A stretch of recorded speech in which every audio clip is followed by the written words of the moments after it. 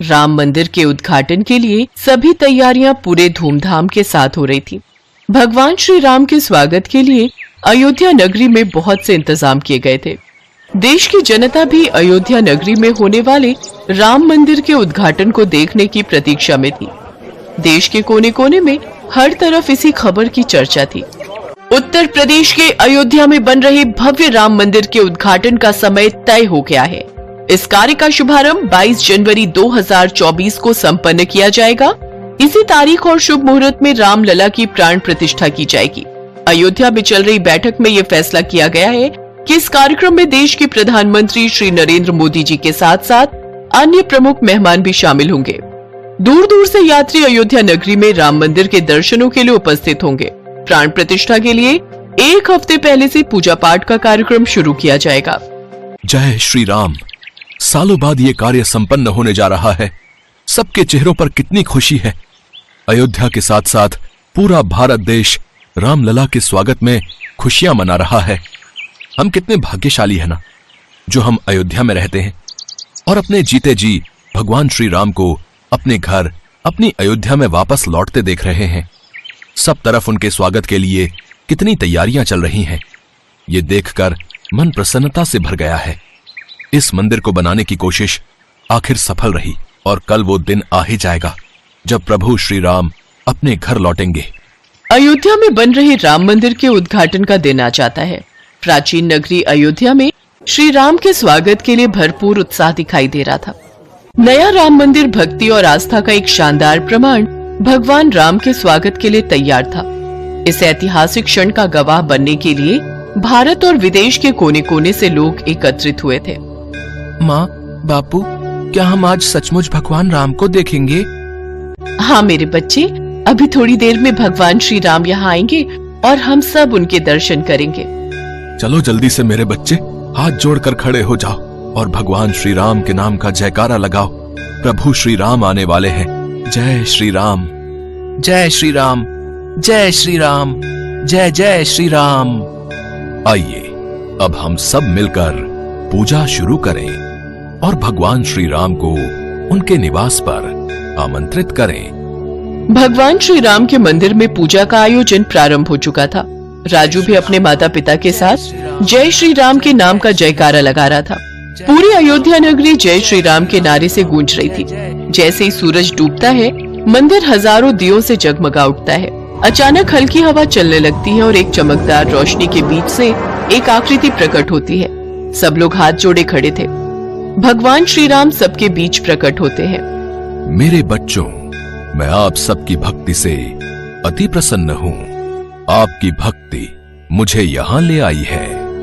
ये मंदिर सिर्फ पत्थर की संरचना नहीं है, बल्कि मेरे भक्तों के अटूट विश्वास का प्रतीक है, जिसने एक बार फिर से मेरी जन्मभूमि अयोध्या नगरी को जीवित कर दिया है। हम आपकी उपस्थिति को देखकर धन्य हैं भगवान राम। आपकी जय हो। आपके दर्शनों से ये अयोध्या नगरी और राम मंदिर फिर से जगमगा उठा है। माँ, राम जी आ गए। माँ, वो देखो, राम जी आ गए। हाँ मेरे बच्चे, हमारे प्रभु श्री राम आ गए। हमारे राम आ गए। कितना अद्भुत नजारा था। दीपमालाओं से अयोध्या नगरी जगमगा रही थी। सभी भक्त जय श्री राम के नाम का उच्चारण कर रहे थे। भगवान श्री राम पर फूलों की वर्षा होने लगती है। भक्तों को दर्शन देकर प्रभु श्री राम अंतर ध्यान हो जाते हैं। खुशियों के साथ अयोध्या नगरी में प्रभु श्री राम के आशीर्वाद के साथ राम मंदिर का उद्घाटन धूमधाम से संपूर्ण होता है। एक बार की बात है, भगवान राम और देवी सीता बैकुंठ धाम में अपने राजमहल में बैठे वार्तालाप कर रहे थे। हनुमान जी भी वहीं बैठे थे। वार्तालाप के बीच में माँ सीता भगवान राम से बोली, प्रभु, बहुत समय से धरती का चित्रण नहीं देखा। पृथ्वीवासी सब प्रकार से कुशल मंगल तो है ना? मैं सोच रही थी एक बार धरती का चित्रण मेरे समक्ष अंकित कर देते तो मैं धरती वासियों का हालचाल जान लेती। देवी सीता, आपको चिंतित होने की आवश्यकता नहीं है। मैं अभी आपको धरती का चित्र दिखाता हूँ। भगवान राम ने हवा में हाथ उठाया और धरती का चित्रण उनके समक्ष आ गया। धरती पर मनुष्य, जीव जंतु सब दिखाई देने लगे। उन्हीं के बीच हनुमान जी की नजर राम मंदिर में बैठे एक पंडित पर गई। राम सिया राम जय जय राम। राम सिया राम जय जय राम। हे प्रभु, हनुमान जयंती उत्सव आने वाला है। इस बार भक्तों का चढ़ावा आ जाए तो मुखिया जी मुझे अच्छे पैसे दे देंगे, वरना भक्तों का चढ़ावा कम आता है तो मुखिया जी भी पैसे देने में बहाना करते हैं। किस सोच में डूबे हो पंडित जी? क्या विचार किया है? हनुमान जयंती पर ऐसा क्या प्रस्तुत करोगे ताकि भक्तों की भीड़ लगी रहे? देखो पंडित जी, अब ये कथा कीर्तन सुनने कोई नहीं आता। एक दो भक्तों से कितना चढ़ावा इकट्ठा हो जाएगा ये आप भी जानते हो। और अगर इस हनुमान जयंती पर ज्यादा चढ़ावा नहीं आया तो फिर मुझे कुछ और ही सोचना होगा। वैसे भी आपकी उम्र हो चली है, अब आप राम मंदिर की जिम्मेदारी नहीं संभाल पाओगे। मुखिया जी, ऐसा न कहिए। गांव में राम मंदिर की पूजा करते हुए मुझे कई वर्ष बीत गए हैं और इसी मंदिर के कार्यभार के सहारे मेरा परिवार चलता है। लक्ष्मी बिटिया की शादी की बात पक्की कर दी है। अचानक ये मंदिर का कार्य छूट गया तो लक्ष्मी की शादी कैसे कर पाऊंगा? ठीक है, फिर हनुमान जयंती उत्सव आने तक ऐसी रौनक लगाना कि भक्तों की भीड़ दिन रात राम मंदिर में आती रहे। मंदिर में हनुमान जी की सोने की मूर्ति लगवानी है। इसके अलावा जितना चढ़ावा आएगा कार्य उतनी जल्दी संपन्न होगा। हे बजरंगबली, अब मैं क्या करूं कि राम मंदिर में भक्तों की भारी भीड़ उमड़ पड़े। हनुमान जयंती को तो अब आप ही कुछ कीजिए, मेरी सहायता कीजिए बजरंगबली। प्रभु, मुझे लगता है पुत्र हनुमान को सहायता के लिए जाना चाहिए। सीते, हम भी हनुमान को यही कहने वाले थे। पवन पुत्र, तुम इसी समय धरती लोक पर जाओ और पंडित जी की सहायता करो। उन्होंने तुम्हें सच्चे हृदय से पुकारा है। ठीक है प्रभु, मैं इसी समय धरती लोक पर पहुंच जाता हूँ। हनुमान, तुम्हें साधारण मनुष्य की भांति ही पंडित जी की सहायता करनी होगी और आवश्यकता पड़ने पर ही अपनी शक्तियों का उपयोग करना। श्री राम और माता सीता की आज्ञा पाकर हनुमान जी मनुष्य रूप में धरती लोक में पंडित जी के पास पहुंचे।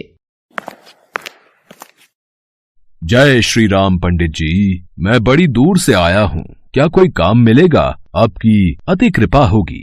काम? इस मंदिर में तुम्हें काम तो दे दूं, पर मेरे पास इतनी धनराशि नहीं कि तुम्हें तनख्वाह दे सकूं।